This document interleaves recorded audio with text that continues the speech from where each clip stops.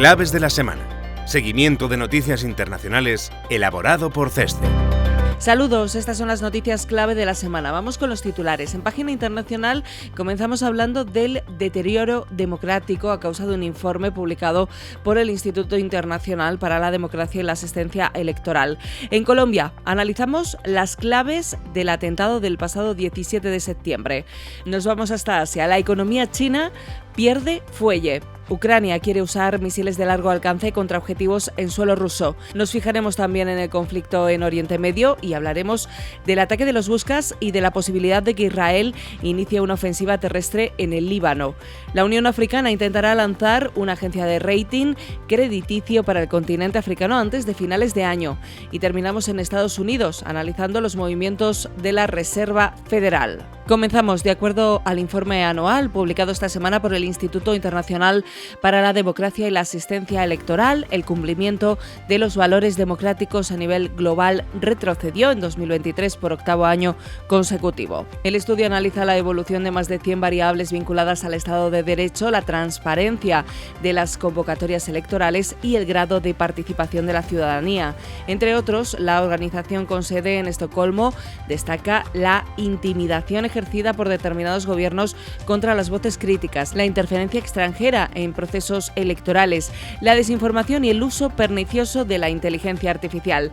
En consecuencia, la credibilidad de los procesos electorales ha empeorado en 1 de cada 5 países, una erosión que ha contribuido en buena medida al aumento de las protestas registradas tras la celebración de comicios. Según el informe, en los últimos años se han producido episodios de inestabilidad en el 30% de las convocatorias, un porcentaje que prácticamente triplica la media registrada en la primera década de este siglo. Todo ello está provocando, por otra parte, un incremento de la desafección ciudadana, como pone de manifiesto el descenso en 10 puntos porcentuales de la participación ciudadana en los procesos electorales, que fue del 55,5% en 2023. Nos vamos hasta Colombia porque el pasado 17 de septiembre un ataque en Arauca causó la muerte de 2 soldados y dejó 27 heridos. Y este atentado ha desencadenado una grave crisis en las negociaciones de paz entre el gobierno de Gustavo Petro y el Ejército de Liberación Nacional. Este atentado, en el que se utilizaron explosivos lanzados desde un vehículo, fue atribuido por las autoridades al Ejército de Liberación Nacional y posteriormente reivindicado por el grupo. Petro, quien había apostado por un proceso de paz total desde el inicio de su mandato, afirmó que este ataque prácticamente cierra el proceso de paz. El incidente recuerda al atentado de 2019 contra una escuela de policía en Bogotá, también atribuido al Ejército de Liberación Nacional, que en su momento llevó al entonces presidente Iván Duque a romper los diálogos. Días después, el pasado 22 de septiembre, el ELN ha perpetrado otro atentado contra el ejército colombiano, esta vez sin víctimas, lo que agrava aún más la situación. A pesar de los esfuerzos por reanudar las negociaciones, la prolongada crisis en la mesa de diálogo y la reciente escalada de violencia han dejado el futuro del proceso en una situación muy incierta. Las tensiones han aumentado, además, debido a la negociación paralela del gobierno con un frente disidente del ELN, lo que podría haber exacerbado el conflicto. Viajamos hasta Asia. Allí la economía china se debilitó en agosto al enfriarse la actividad en todos los sectores. Los indicadores de producción industrial, consumo, inversión y los precios inmobiliarios se ralentizaron el mes pasado, de acuerdo a los datos publicados recientemente por la Oficina Nacional de Estadística. Crece la presión sobre las autoridades para que aumenten los estímulos fiscales y monetarios ante la perspectiva de no alcanzar el objetivo del 5% de crecimiento este año. De no lograrse, aumentarían las dudas sobre la segunda economía mundial, que ha experimentado fuertes salidas de capitales durante el segundo trimestre. Además, sería la segunda vez en 3 años que China no alcanza su objetivo de crecimiento. En 2022, los confinamientos masivos provocaron el cierre del puerto de Shanghái y el hundimiento del sector exterior. Sin embargo, en esta ocasión, la ralentización del crecimiento se explica por factores endógenos de la propia economía, que se enfrenta a una desaceleración estructural. Nos fijamos en el conflicto armado entre Ucrania y Rusia y en la intención de Ucrania de usar misiles de largo alcance. El presidente ucraniano Volodymyr Zelensky continúa presionando a sus socios occidentales para que den permiso a su ejército para usar misiles de largo alcance contra objetivos en suelo ruso. Kiev quiere atacar las bases desde las que Rusia está causando estragos en las ciudades ucranianas, como muestra el reciente ataque a un centro de entrenamiento militar que se ha saldado con medio centenar de muertos.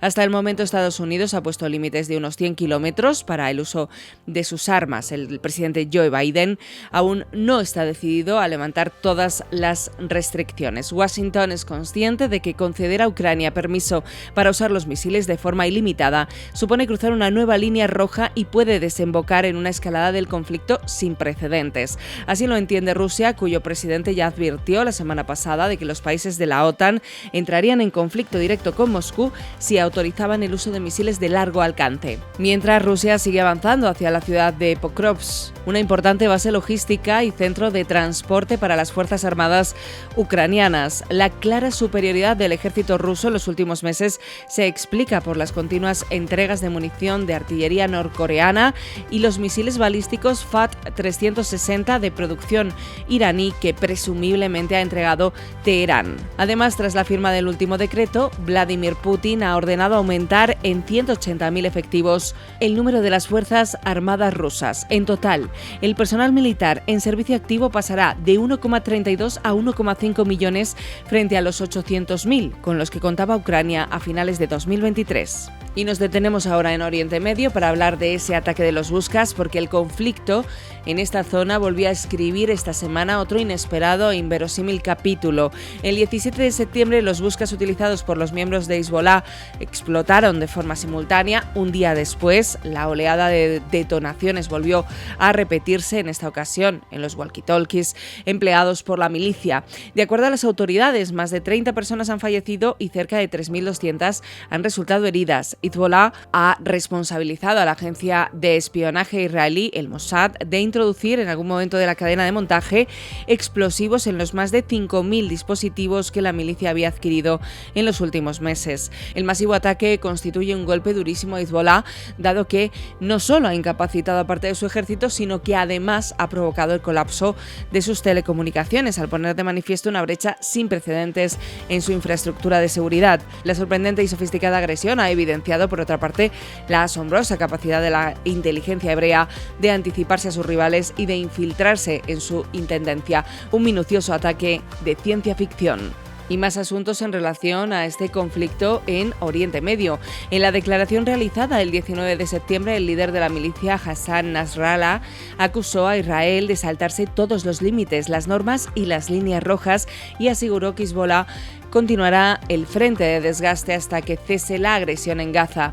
Asimismo, retó a Netanyahu a invadir el sur del Líbano, advirtiendo de que si para ellos es una amenaza, para nosotros es una oportunidad. Por su parte, el primer ministro israelí afirmó: hemos golpeado a Hezbollah. Como no imaginan, si no han entendido el mensaje, lo harán. Estos acontecimientos suponen una vuelta más en el complejo y enrevesado escenario geopolítico de la región.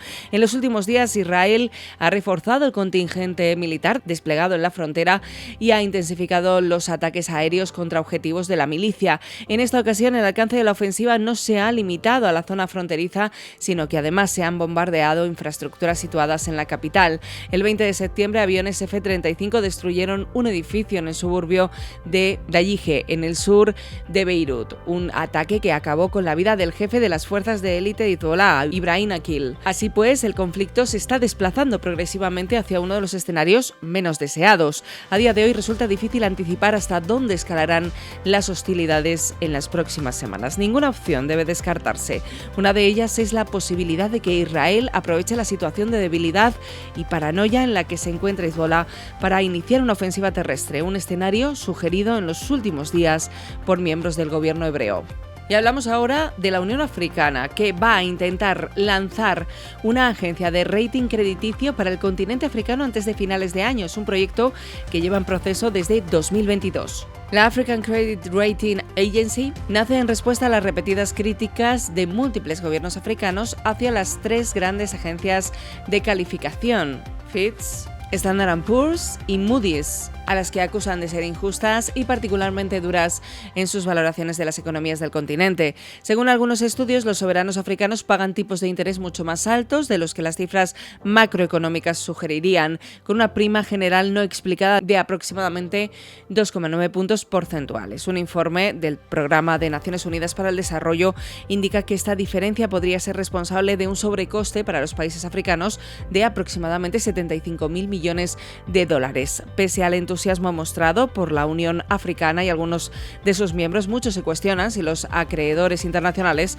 se fiarán de las valoraciones de esa African Credit Rating Agency, al menos hasta que el tiempo verifique sus resultados. Y terminamos este recorrido informativo en Estados Unidos porque la Reserva Federal rebajó el pasado 18 de septiembre su tipo de interés en medio punto hasta dejarlo en el 4,75%, 5%. Se trata del primer recorte del Banco Central en más de 4 años y marca el inicio del ciclo de relajación de la política monetaria estadounidense.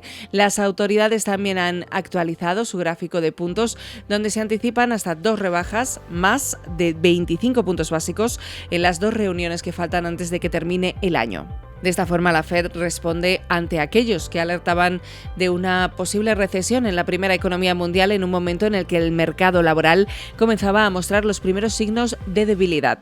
La magnitud del recorte de 50 puntos básicos también refleja la intención del presidente de la Reserva Federal, Jerome Powell, de asegurar un aterrizaje suave de la economía una vez que la inflación ya está controlada. Las previsiones de la máxima autoridad monetaria de Estados Unidos así lo reflejan. La tasa de inflación general se situará en el 2,3% a finales de año, 2,6% la subyacente, la tasa de paro en el 4,4%, mientras que la tasa de crecimiento continuará alrededor de un sólido 2%.